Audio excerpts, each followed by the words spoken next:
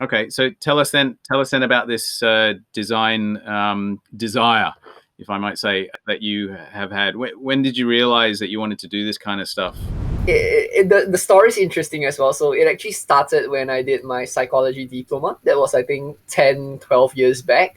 And at that point in time, it was called human factor psychology, ergonomics, basically. That was one of the modules I took. And I had a project to actually redesign the public bus experience. So I think, when people get on the public buses, typically people just crowd at the front or the middle area because that's the exit. So everybody will be standing there, and the bus driver would go, "Hey, move to the back, move to the back, move to the back," and then people are just not moving to the back. Everybody's packing in the middle, and just gets really congested there. And one of my first projects during that module was to actually redesign that experience, maybe the sitting and standing arrangements, and how you actually change the whole environment in that certain environment itself.